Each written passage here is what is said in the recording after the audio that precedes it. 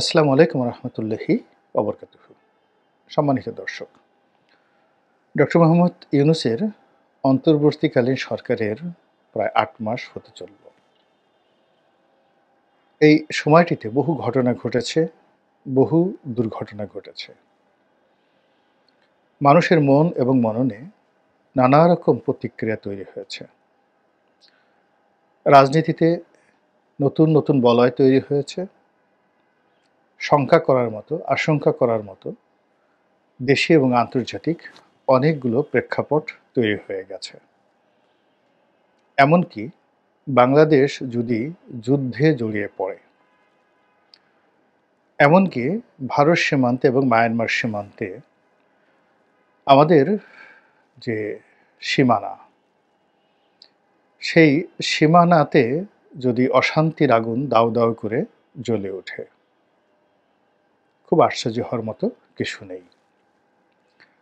অর্থনীতির যে সামষ্টিক অবস্থা, অর্থাৎ পার ক্যাপিটা ইনকাম, জনগণের কর্মসংস্থান এবং দেশের 18 কোটি মানুষের যে শ্রম, এই শ্রমের উন্নয়ন জাতীয় অর্থনীতিতে একীভূত হওয়া, সংযুক্ত হয়ে পুরো দেশ জাতির যে উন্নয়নের অর্থনৈতিক ছক রয়েছে, সেই জায়গাতে আমরা এতটা অধঃপতনের দিকে যাচ্ছি, যেটি আমাদেরকে রীতিমতো দুর্ভিক্ষের দিকে নিয়ে যেতে পারে সামাজিক বিশৃঙ্খলা, এমনকি সিভিল ওয়ারের দিকে। যত বড় বড় কথাই বলা হোক না কেন, রাষ্ট্রের যদি অর্থ না থাকে, রাষ্ট্র পাগল হয়ে যায়। ট্যাক্স বৃদ্ধি করে জনগণের উপর জুলুম অত্যাচার নেমে আসে। অন্যদিকে জনগণের যদি আয় এবং রোজগার না বাড়ে, তাহলে তাদের মধ্যে যে অস্থিরতা, অধৈর্যতা সৃষ্টি হয়, এটি এখন এই সময়টিতে মে মাস যখন দরজায় কড়া নাড়ছে, প্রচণ্ড গরম, কালবৈশাখী যখন চারিদিক থেকে আঘাত হানার জন্য প্রস্তুতি নিচ্ছে, তখন মানুষের মন এবং মননে কী অবস্থা বিরাজ করছে, সেটির ইতিবাচক এবং নেতিবাচক কিছু বিষয় নিয়ে আলোচনা করব। প্রথমত আমি বলে নেই যে বর্তমান অন্তর্বর্তীকালীন সরকার সম্পর্কে আজকে আমার যে বক্তব্য, সেই বক্তব্যের সঙ্গে বর্তমান চলমান সমস্যার আপনি হয়তো মিল খুঁজে পাবেন না। অর্থাৎ অনেকগুলো সমস্যা রয়েছে, যেমন মায়ানমারের সাথে সমস্যা, ভারতের সাথে সমস্যা, অভ্যন্তরীণ অনেক শিল্প কলকারখানা বন্ধ হয়ে যাওয়ার কারণে লক্ষ লক্ষ মানুষ বেকার হয়ে পড়েছে। কিন্তু এই সমস্যাগুলো একেবারে আপনাকে সাঁড়াশির মতো আঁকড়ে না ধরা পর্যন্ত এগুলো নিয়ে সাধারণত পাবলিক পারসেপশন তৈরি হয় না। পাবলিক যেটি করে সেটি হলো নিজের উপর যতক্ষণ না পর্যন্ত কোনো সমস্যা না আসে, ততক্ষণ পর্যন্ত সে সাধারণত নিশ্চুপ থাকে। তো সেই দিক থেকে এখন যে সমস্যাগুলো, এগুলো একটা নির্দিষ্ট জায়গাতে রয়েছে। ফলে জনগণের যে পারসেপশন রাজনীতি নিয়ে, এটির সঙ্গে আমি যে সমস্যাগুলোর কথা বললাম, সেটি এখনো একীভূত হয়নি। তো এই অবস্থাতে আমরা দৃশ্যমান সমস্যাগুলো কেবলই রাজনৈতিক সমস্যাগুলো দেখতে পাচ্ছি। কিন্তু খুব দ্রুত রাজনৈতিক সমস্যাগুলো আসলে অর্থনৈতিক সমস্যায় রূপান্তরিত হবে। অর্থনৈতিক সমস্যাগুলো সামাজিক সংকট, আইনশৃঙ্খলার দ্রুত অবনতি, চুরি, ডাকাতি, রাহাজানি, মারামারি, পিটাপাটি, চাঁদাবাজি ইত্যাদিতে রূপান্তরিত হবে। কিন্তু যেহেতু আমরা ওই যে জাতিগতভাবে, অভ্যাসগতভাবে ওই গভীরে না ঢুকতে পারার কারণে দৃশ্যত রাজনীতি নিয়েই ব্যস্ত আছি। তো চোখের সামনে এই মুহূর্তে রাজনীতিতে আসলে কি ঘটছে? আমরা দেখতে পাচ্ছি যে বিএনপি বাংলাদেশের সর্ববৃহৎ রাজনৈতিক দল। জনপ্রিয়তা তো অবশ্যই রয়েছে, তার সঙ্গে সঙ্গে এই মুহূর্তে মাঠের গতি প্রকৃতি, রাজনীতির মাঠের গতি প্রকৃতি মূলত তারাই নিয়ন্ত্রণ করছে। জামাত চেষ্টা করছে, প্রাণান্ত চেষ্টা করছে নিজেদেরকে গুছিয়ে নেওয়ার জন্য এবং সহযোগী বন্ধুদের খুঁজে একটি সম্মানজনক রাজনৈতিক অবস্থান তৈরি করার জন্যে।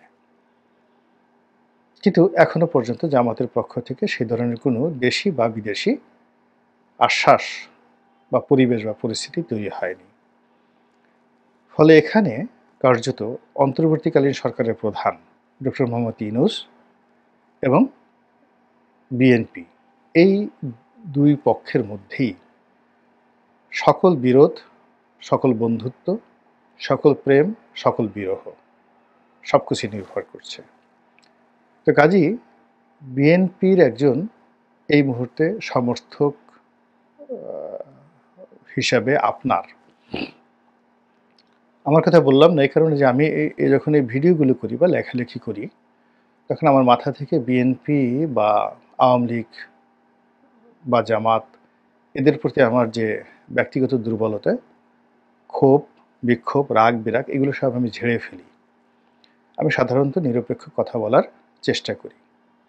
তো এই জন্য আমি বললাম যে আপনারা যারা দেখছেন এবং আপনাদের মধ্যে যারা বিএনপিকে সাপোর্ট করেন তাদের অবশ্যই এই বিষয়গুলো জানা উচিত, বোঝা উচিত যে এই মুহূর্তে ডক্টর মোহাম্মদ ইউনূস কোন অবস্থায় রয়েছেন। একজন সাধারণ নাগরিক হিসেবে আমি আরও ১০ জন সাধারণ নাগরিকের সঙ্গে যে আলোচনা করি, আমার যে অভিজ্ঞতা সেই অভিজ্ঞতার আলোকে সেগুলো বিশ্লেষণ করি এবং একটা অনুসিদ্ধান্ত তৈরি করি। এবং আমি যেহেতু এই কাজই এখন করি বেশিরভাগ সময়টিতে, রাজনীতি, এইরকম ভিডিও কন্টেন্ট তৈরি করা, রাজনৈতিক বিষয়াদি নিয়ে লেখালেখি করা, সবার সমিতি সেমিনারে যাওয়া এবং রাজনীতির বিভিন্ন পক্ষ যারা আমার কাছে আসেন, বুদ্ধি চান, পরামর্শ চান, আলোচনা করতে চান, অনেকে সাহায্য চান, সহযোগিতা চান, তাদের সঙ্গে আলোচনায় যে বিষয়গুলো উঠে আসে সেই বিষয়গুলো আপনাদেরকে বলবো। প্রথমত, অ্যাজ এ ম্যান, ব্যক্তি হিসেবে এই মুহূর্তে ডক্টর মোহাম্মদ ইউনূসকে দেশের বেশিরভাগ মানুষ যতটা ভালো জানেন, যতটা যোগ্য মনে করেন এবং তাকে যেভাবে রেসপেক্ট করেন, ওই ইন পার্সন আপনি এই মুহূর্তে বাংলাদেশের দ্বিতীয় কোনো ব্যক্তিকে ধারের কাছে পাবেন না। বিএনপির কোনো নেতা বা আওয়ামী লীগের কোনো নেতা তাদের দলীয় নেতাকর্মীদের কাছে জনপ্রিয় হতে পারেন, কিন্তু আপামর জনসাধারণ, সর্বসাধারণ সকলের নিকট ডক্টর মোহাম্মদ ইউনূসের যে জনপ্রিয়তা, গ্রহণযোগ্যতা, এটা এখনো পর্যন্ত বিকল্প হয়ে ওঠেনি।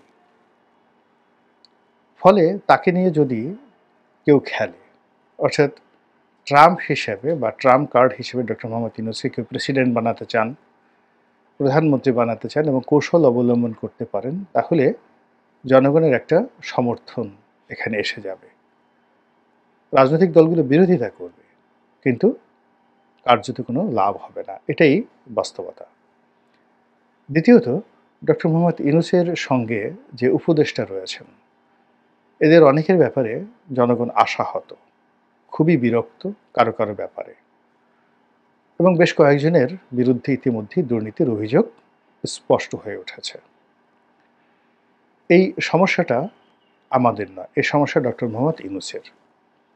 তিনি যদি এই সমস্যাটা সমাধান করতে পারেন তাহলে ওই যে প্রথমে বললাম জনগণ তার সম্পর্কে ভালো ধারণা করছে, এটি বাড়তে থাকবে। আর তিনি যদি এই বিষয়টিকে অবহেলা করেন তাহলে এক একটি উপদেষ্টা তার জন্য মরণ ফাঁদ হয়ে দেখা দেবে এবং এই উপদেষ্টাদের উপর মানুষের রাগ, বিরাগ, ক্ষোভ, এই উপদেষ্টাদের ব্যর্থতা, অদক্ষতা এবং তাদের দুর্নীতি, সকল দায় ডক্টর মোহাম্মদ ইউনূসের উপরে জনগণ চাপিয়ে দেবে। এখন যেভাবে শেখ হাসিনার উপরে সব কিছুর দায়ভার চাপানো হচ্ছে, অতীতে যেভাবে হাওয়া ভবনের জন্য সব কিছুর দায় যাদের উপর চাপানো হতো, ঠিক একইভাবে ডক্টর মোহাম্মদ ইউনূসকেও এইভাবে চাপানো হবে।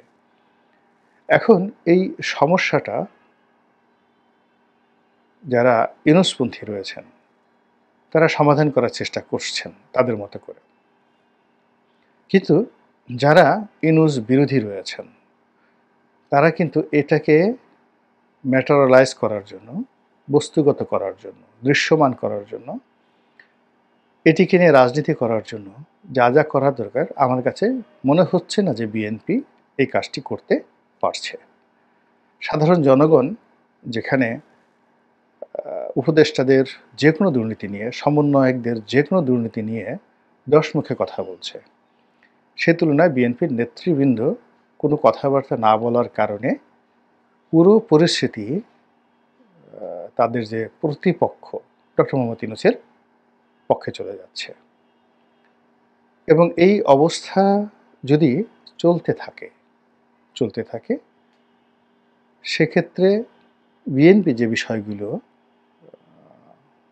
এই মুহূর্তে দাবি করছে, আশা করছে, এটি যেমন নির্দিষ্ট সময় হবে না, বিশেষ করে নির্বাচন। দ্বিতীয়ত, নির্বাচন যদি হয়ও, কোনো কারণে দুর্ঘটনাবশত নির্বাচন হয়, ওটির ফলাফল, ওটির কার্যকারিতা, ওটির আরও যা কিছু রয়েছে সবই কিন্তু বুমেরাং হয়ে পড়বে বিএনপির জন্য। সর্বোপরি এক একটা দিন যাচ্ছে আর বিএনপি বিরোধী শক্তি তাদের সমস্ত বুদ্ধি, কৌশল, চাতুর্য সব কিছু দিয়ে বিএনপির মধ্যে বিভাদ, বিসংবাদ তৈরি করছে, কলহ, বিবাদ তৈরি করছে। বিভেদ এবং বিসংবাদ একটি শব্দ হোক, আর কলহ এবং বিবাদ আরেকটি শব্দ তৈরি করছে। অবিশ্বাস তৈরি করছে বহু পক্ষের সঙ্গে, ভারতের সঙ্গে বিএনপির, ডক্টর ইউনূসের সঙ্গে বিএনপির, চীনের সঙ্গে বিএনপির, আর আমেরিকার সঙ্গে তো বিএনপির যে ভুল বুঝাবুঝি, ওটা এখনো নিষ্পত্তি হয়নি। সর্বোপরি বিএনপির মধ্যে যে অভ্যন্তরীণ সংঘাত রয়েছে, এটি এতটা তীব্র আকার ধারণ করেছে যেটি আমরা দেখতে পাচ্ছি না। বিকজ বিএনপির এই মুহূর্তে সর্বজন শ্রদ্ধেয় কোনো নেতা নেই। যারা আছেন তারা সবাই মূলত লন্ডনে জনাব তারেক রহমান সাহেব যে হুকুম দিচ্ছেন, ইনস্ট্রাকশন দিচ্ছেন, উপদেশ দিচ্ছেন, সেটাকে তারা ক্যারি অন করছে। সেটা মির্জা ফখরুল সাহেব বলেন, সালাউদ্দিন সাহেব বলেন, রিজভী সাহেব বলেন, কিংবা আমির খসরু মাহমুদ চৌধুরী বলেন, নজরুল ইসলাম খান বলেন, ডক্টর মঈন খান বলেন। স্বপ্রণোদিত হয়ে দলের জন্য অ্যাজ এ হোল এবং অ্যাজ অ্যান ইন্ডিপেন্ডেন্ট বডি কেউ কাজ করছে না। সবাই তাকিয়ে আছে তাদের সুপ্রিম কমান্ডার জনাব তারেক রহমান সাহেবের উপর, এবং তিনি যেহেতু এখন আকাশে আছেন, মানে দূরবর্তী স্থানে আছেন, ফলে বিভেদ বিসংবাদগুলো মাথাচাড়া দিয়ে উঠছে না। এর কারণ হলো যারা বিভেদকারী নিজেরা প্রত্যন্ত অঞ্চলে একটা হাট দখল নিয়ে, বাজার দখল নিয়ে, চাঁদাবাজি নিয়ে, ময়লাবাজি নিয়ে তারা হয়তো দ্বন্দ্ব সংঘাত করছে। এখানে ময়লাবাজি বললাম এই কারণে যে পাড়া মহল্লায় যে ময়লা সংগ্রহের যে কাজটি, এটি বেশ লাভজনক। আওয়ামী লীগ জামানাতে এটি নিয়ে বহু মারামারি কাটাকাটি হয়েছে, এবং এটা এখন বিএনপি যারা লোকজন তারা দখল করে ফেলেছে, অথবা অন্য জায়গায় যদি অন্য কোনো দল শক্তিশালী থাকে তারা দখল করে ফেলেছে। আবার এগুলো কারা করবে ওটা নিয়ে নিজেদের মধ্যে বিভেদ করছে। তো এরকম ময়লার গাড়ির বা সিটি কর্পোরেশন ময়লার আবর্জনা পরিষ্কারের যে কর্মটি, ঝাড়ু দেওয়ার কর্মটি, এটি নিয়ে কিন্তু দ্বন্দ্ব সংঘাত হচ্ছে, ডিশ নিয়ে দ্বন্দ্ব সংঘাত হচ্ছে, ইন্টারনেট কানেকশন নিয়ে দ্বন্দ্ব সংঘাত হচ্ছে, এবং নিজেরা এই বিষয়গুলো নিজেরা মারামারি করছে। থানা পুলিশ এখানে তারা নিজেদের পক্ষে নিয়ে নিচ্ছে বা বিপক্ষে তারা দাঁড় করাচ্ছে। কিন্তু যেই মুহূর্তে জনাব তারেক রহমান সাহেব দেশে চলে আসবেন এবং তাকে পাওয়া যাবে, সব সমস্যাগুলো মানে তার দরবারে গিয়ে উপস্থিত হবে। তাকে একটি পক্ষ নিতে হবে এবং অপর পক্ষকে দমন করতে হবে। এবং এর ফলে কি হলো, তিনি যেখানে বসবেন সেই অফিসের সামনে প্রায় প্রতিদিনই মারামারি, কাটাকাটি, গুলাগুলি, বোমাবাজি হতে থাকবে অভ্যন্তরীণ বিরোধের জের ধরে। এই সমস্যা দূর করার ক্ষেত্রে কেবলই মাত্র রাষ্ট্র ক্ষমতা জনাব তারেক রহমানের ভ্যানগার্ড বা সেফগার্ড হিসেবে কাজ করতে পারে। কিন্তু এখন যদি তিনি এটা চেষ্টা করেন তাহলে তিনি মুভ করা তো দূরের কথা, তিনি যেখানে যাবেন সেখানেই এরকম বিরোধী পক্ষ 3টি বৈঠক করবে বা 4টি বৈঠক করবে 4 জায়গাতে, সবাই টানাটানি করবে তাকে নিয়ে, আপনি এখানে আসেন, এখানে আসেন। এর কারণ হলো কমিটিগুলো এভাবে গঠন করা হয়েছে এবং তার কাউন্টার কমিটিগুলো এভাবে কাজ করছে, তার কাউন্টার কমিটিগুলো অন্যভাবে শক্তিশালী হচ্ছে। সবই দৃশ্যমান হয়ে পড়বে তার উপস্থিতিতে নিজেদের কুয়াত দেখানোর জন্য, শক্তিমত্তা প্রদর্শনের জন্য। তো এই যে অবস্থা, এই অবস্থাটা ডক্টর মোহাম্মদ ইউনূস এবং তার যারা লোকজন তারা তাদের জন্য পজিটিভ হিসেবে নিয়েছেন।